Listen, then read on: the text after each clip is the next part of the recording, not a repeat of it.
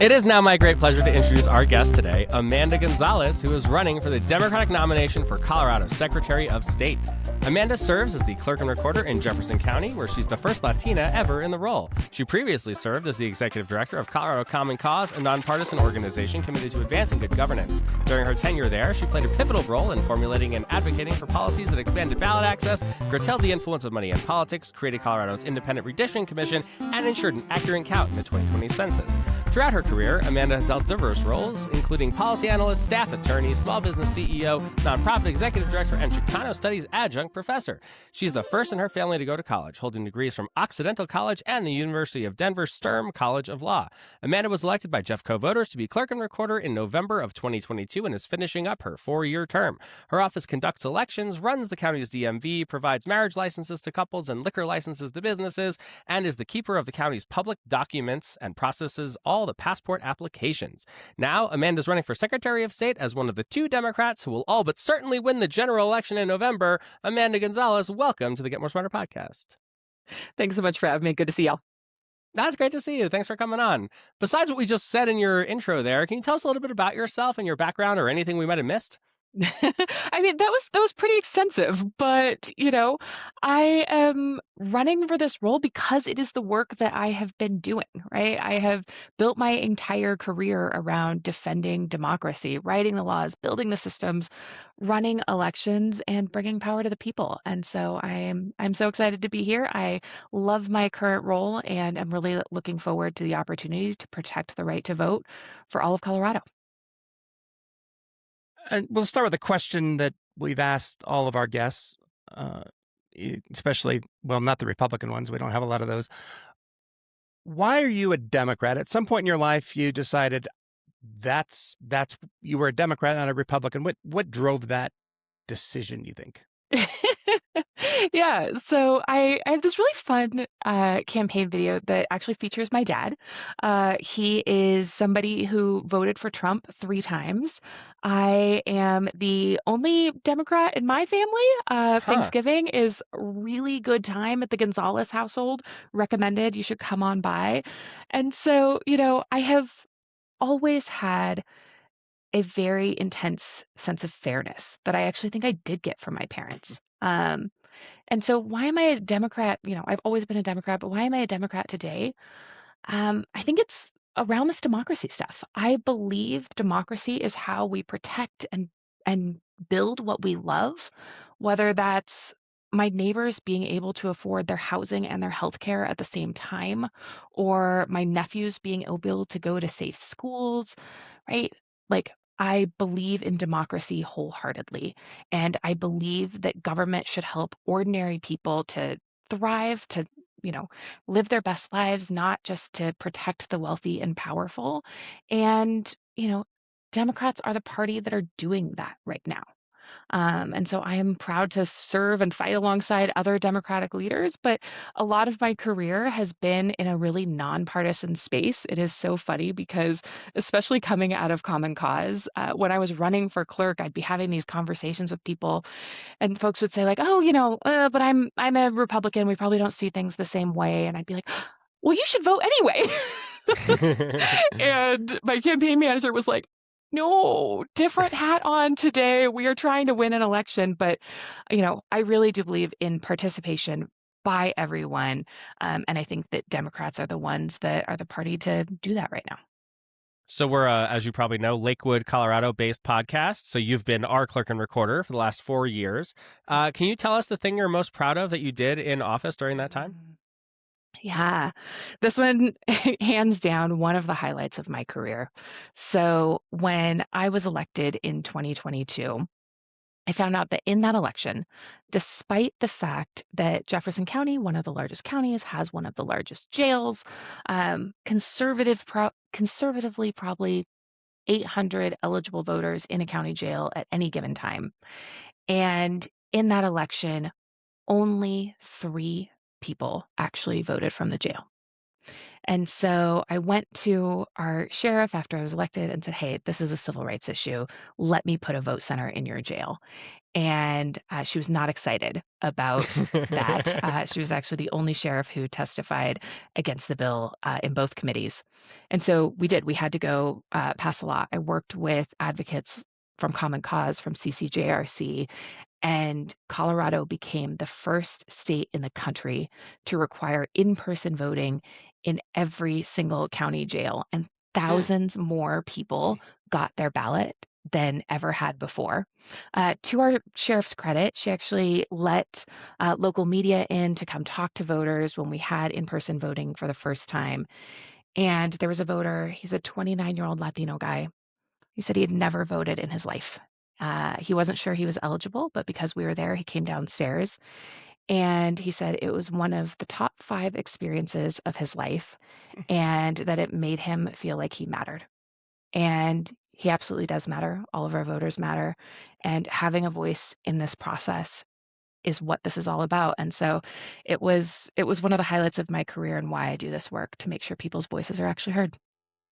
Can you clarify on that point? Because I think there's a lot of misinformation about whether you can or can't vote, depending on whether you're convicted of a crime, this and that. What's the, how does it work in Colorado?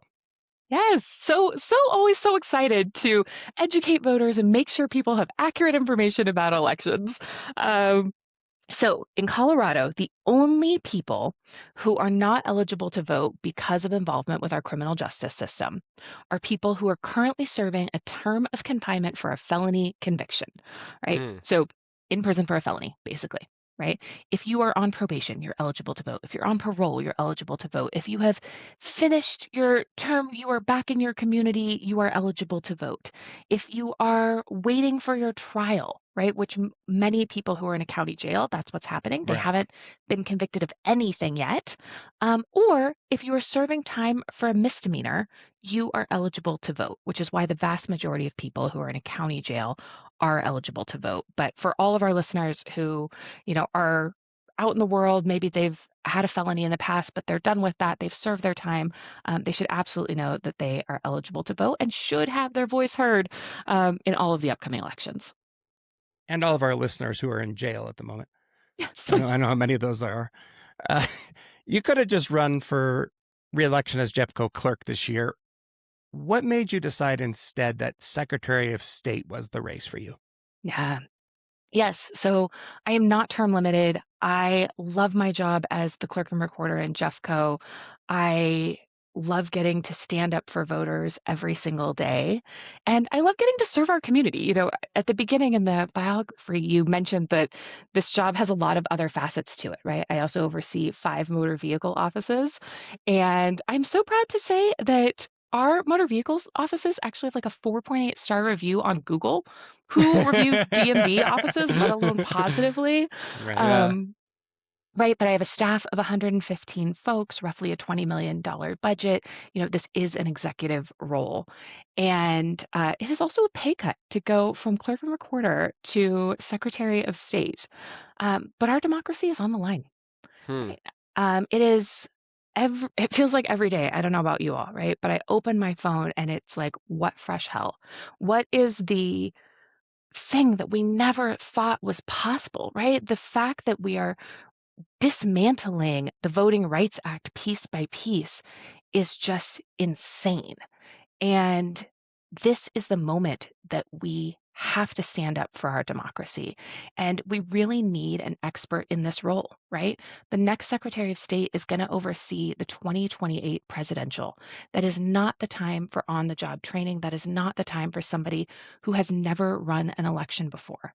We are seeing amateur hour at the federal level, right? That is the kindest way that I can put it. And we need experts in these roles at the state level because this is the last line of defense. We have to protect our democracy. And so I stood up and said, I'm willing to be that person and I am excited to fight alongside my community.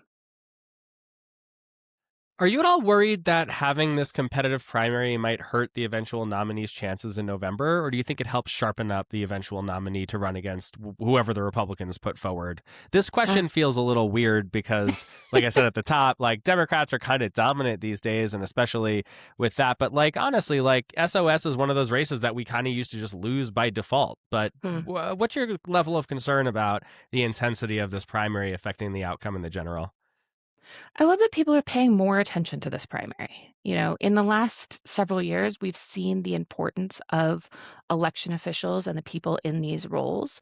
I am the only attorney in this race on any side, and there's a reason that, at least our last four Secretary of States have all been attorneys. I love the opportunity to talk to voters all over the state about my qualifications, about the importance of this role, and bring them into the fight for our democracy. And I think having a primary actually better allows me to do that. There's been a bit of a rift in the Democratic Party between far left groups and more of the, I don't know, middle establishment, whatever you want to call them, type folks. Where do you think is what do you think is the pressure point here? What is causing this rift, and how do we fix it, or how does the next Secretary of State help? A couple things I've learned from talking to thousands of voters all over the state. The first is that nobody knows what middle, left, center means, right? All of us think that we are right, obviously, and everybody else is on some weird side around us. The other thing I've learned is that what the voters that I talk to know is that the one thing that we need to agree on is that we have to protect the right to vote if we want our voice to be heard at all. And, I've talked a little bit about my background being really nonpartisan. I have been a Democrat my whole life. I ran as a Democrat for Clerk and Recorder. And once you are in these election roles, the day-to-day of the office is very nonpartisan, right? The whole idea is that every eligible voter needs to be able to cast their ballot and have that ballot accurately counted. And so while I obviously have my personal opinions on immigration, I have strong opinions on access to healthcare, I have, right, all of these things, this job is about protecting our democracy. And it is about making sure that all of us are heard, all of us can trust the systems, and that voters throughout Colorado participate. I'll see if I can try and make this make sense. From the time that the Tea Party kind of like rose in Colorado on the right, nominating fucking Dan Mays out of nowhere to be their governor in 2010, causing the Tin-Crater rift, to Trump, to where we are right now, where the Colorado Republican Party, as we've discussed, is basically a rounding error and doesn't impact very much in terms of elections in the state. I actually think that's unfortunate, but we'll set that aside for a second. What I'm worried about is that was a reaction to losing to Obama, right? That they had this Tea Party rise and then Trump. Now that on the national level, Colorado Democrats did our jobs, right? But on the national level, we lost to Trump, and now there's this civil war happening inside the party between the sort of like more leftist faction and the centrist faction. I know these labels aren't super useful, but it's obvious that it's happening. What I'm concerned about is that if we let that fester, then we're going to experience the same fate as the Colorado Republican Party has and just become electorally irrelevant and give them an opening to come back. Do you share that concern, or do you think I'm kind of overblowing it?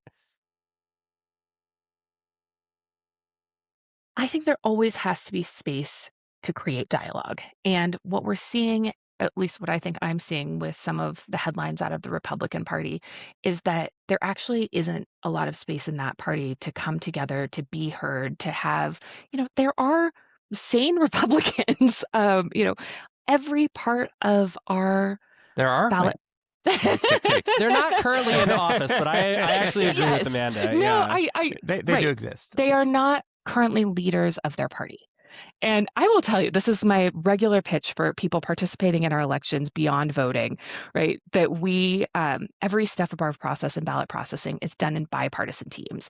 If you've never served as an election worker, we call them election judges in Colorado, you should absolutely do that because it renews your faith in our ability to work together. right? If I told Fox News that I was going to put a Democrat and a Republican in a vehicle all day together, picking up ballots out of drop boxes, those talking heads are going to tell me that I am going to have blood on my hands. And that is absolutely not the case. What happens is I have people who see the world pretty differently and probably disagree on all kinds of policies coming back, talking about their grandkids, sharing recipes, and going for walks together in the off season. There absolutely is space to disagree in a democracy. And there absolutely is space to find common ground. And I think that, the Democrats are currently much better at finding that common ground than what we're seeing out of Republican Party leadership.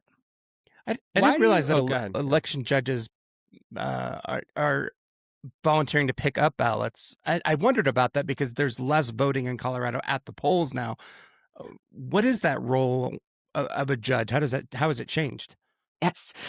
So in Jefferson County, I hire up to 900 election judges in addition to all those full-time staff members in a presidential election. And that is because one of the security features of our elections is that your ballot is never alone with just one person or even one party. So Hmm. even a task like opening those 24/7 secure drop boxes and pulling the ballots out of them is always done by two folks. It is a paid position, by the way. We often say volunteers because Hmm. these are folks that are taking time out of their lives to, participate in their community and their democracy. But yes, they are hired positions, and it is every step from pulling those ballots out of the boxes to verifying signatures, literally opening the ballots, running them through tabulation machines. All of that is done in bipartisan teams. Yeah, come be an So election Colorado, judge. yeah, and how does somebody sign up to be one if they'd like to? Absolutely. So if you want to be an election judge, and you absolutely should, because there is, we hope that we always have smooth elections. And, you know, 2026 might be a little bumpier, and there's a chance that we will need additional support and additional people power. So even if you've never done it again, you can go to your county clerk and recorder's website and sign up to be an election judge there. There are spaces for every single political party. So it is a great way to serve your community. And, this is the work I am doing now. I am making sure that your ballots are accurately counted. I am hiring and training election judges. I am in the weeds of this position, right? And the Secretary of State is the one that oversees the election for the entire state. We have all had bosses or supervisors who are telling you how to do the thing that have never actually done the thing. Hmm. And I think it is critically important that I'm coming in with the experience as a clerk and recorder, with legal training and a law license and experience writing laws at the Capitol, because we are going to need every tool in the toolbox to defend our democracy over the next few years.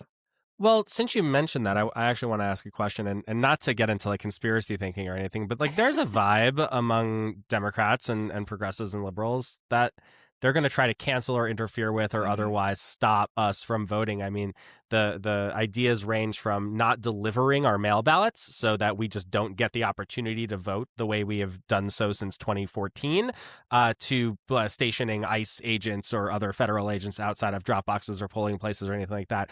Are you concerned that that might happen in 2026? And are there any steps that you, as a clerk or the clerks in general, are taking to help mitigate that?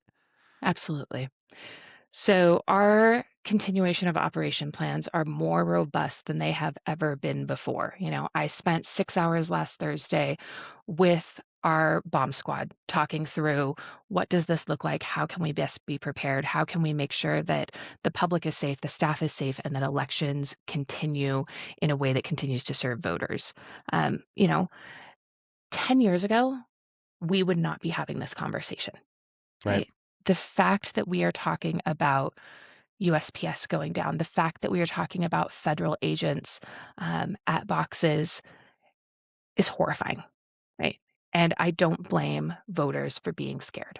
What I want voters to know is that we have experts at the helm who are actively thinking and planning for all of this. Would it be ideal? Absolutely not. Do we have plans in place in case? USPS is unable to deliver ballots for any reason, we absolutely do. It would look like your voter experience being a little bit different. There might be lines if I needed to stand up several more pickup locations so that voters are able to get their ballots. But I can assure you, voters will be able to get their ballots. The election will happen. And I know that I personally would fight like hell as your clerk and recorder, as your secretary of state, to make sure that your voice is heard. And so I do not think that voters need to be worried about not having their voices heard in 26 or 28. And we do need to stay vigilant, and we all need to be ready to protect democracy. I want to ask you about the Supreme Court decision to essentially gut the Voting Rights Act. This is getting a lot more attention in southern states where Republicans are cutting up black majority districts, like in Tennessee. They split up Memphis. Colorado's demographics aren't the same, obviously. But how do you think that weakening of the Voting Rights Act affects our state? So what impacts nationally also impacts Colorado, right? We have really great voting laws here. We have done decades of work to protect the right to vote. In fact, more recently, we enshrined the Voting Rights Act at a state level in Colorado because voting advocates were nervous about exactly this happening at the Supreme Court. And so, yes, we are absolutely better protected. And federal policy, what happens in Congress, impacts all of us. And so this is a horrible decision. What this decision effectively did is it said, any state, you can go back to the Jim Crow era. You can disenfranchise voters on purpose, right? And all you have to do is say, oh, it's just about politics. It's not about, right? Like we're not trying to get rid of this specific kind of voter. Right. This is just politics. It's insane. They're granting the ability to just rig the maps for political outcomes by saying, as long as you're not doing it explicitly for racial reasons, it's fine. You can rig the election to win it on purpose if you want to. Is that basically right? Yeah. It is gaslighting individuals and voters in the very worst way. And the outcome means that absolutely that will happen. Right. Yeah. I get overwhelmed because I don't know that we are appreciating the gravity of this decision. And well, let me ask you the next question. Like I said in the bio, you had a pretty heavy hand in getting the independent redistricting commissions push that created the maps that we have today. But as you know, there's an effort from lots of Democrats to try and push a constitutional amendment this year that would essentially result in a 7-1 map. So 7 Democrats, 1 Republican, not in 2026, but potentially in 2028, to allow us to sort of fight back in the gerrymandering wars. What do you think about that idea? I will continue to always believe that voters should choose their politicians, not the other way around, right? Gerrymandering is bad for all of us.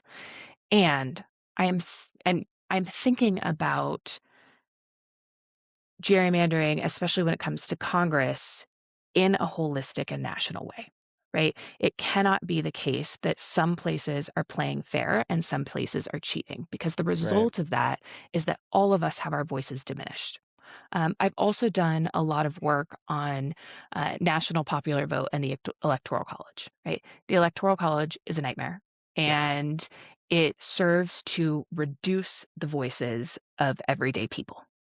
And one of the things that we've looked at is national popular vote and ensuring that the person who wins the national popular vote in a presidential race also wins the Electoral College, right? And that is a way that we are thinking about us as a whole nation that has to be able to have our voices heard at a national level. And I think that we need to think about the way congressional districts are drawn in a similar way. You know, I continue to look forward to the day that we are beyond our current situation and the Trump administration, right? There will be a time after Trump where we have an opportunity to build a democracy that actually works for everyone, because our democracy never has actually worked for everyone. And so on my best days, I know that on the other side of this, we are going to be better, and we have to build the systems to do that.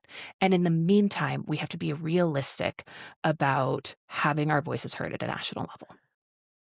Yeah, I hold these two truths in tension at the same time as well, which is like gerrymandering is overall bad and stupid and amoral, but we can't just let them rig the system and not fight back. So where we have power, we ought to try and do that.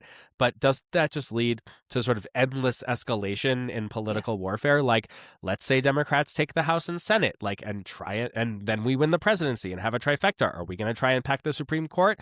Okay, we know the pendulum in this country shifts back. What if Republicans get the trifecta in the next election? Are they just going to fucking make it worse on their end? Like, does this just end up in the apocalyptic scenario of like the end of democracy? Or like, do you see an off-ramp toward what the optimistic case that you were making might actually be? Yeah, I mean, I think that Colorado was a great illustration of this. We passed Amendments Y and Z, creating independent redistricting commissions in a time when Democrats did hold a trifecta, right? Democrats could have said, we are just going to use all of our power and gerrymander the whole state so that we hold power indefinitely. And that is actually not what they did, right? They referred a ballot measure that asked Coloradans, do you want to enshrine in your constitution that it is always people holding the power and not politicians? And so I think that is a great example of, like I said, we need to make sure that we are protecting the voice now, and that we can build systems that check that power, that says, hey, you might have power now, but the system you need to build needs to work for people no matter who is in power, right? And Democrats shouldn't be cheating, and neither should Republicans. And so let's build the system that protects everyone. We're recording this on May 8th, which means we're exactly 1 month away from ballots starting to drop in Colorado. Where can people get involved with your campaign? Where do they find you online? How do you get that last push there? Yes, we are building a grassroots campaign that I am so proud of. We took an overwhelming majority at the Democratic State Assembly. I think that is illustrative of the work that we are doing all over Colorado. And Coloradans' understanding of the importance of this office and the need for an expert with the skills to protect the right to vote. And I am so excited to continue to build that effort. Come join us. We would love to have you. You can find me at Amanda for Colorado all over the internet. Brand consistency. This is good stuff. Well, Amanda Gonzalez, Jefferson County Clerk and Recorder, Clerk of the Pod, now friend of the pod, and Democratic candidate for Secretary of State. Thank you so much for joining us on the Get More Smarter podcast. Thanks for having me. Great to see y'all.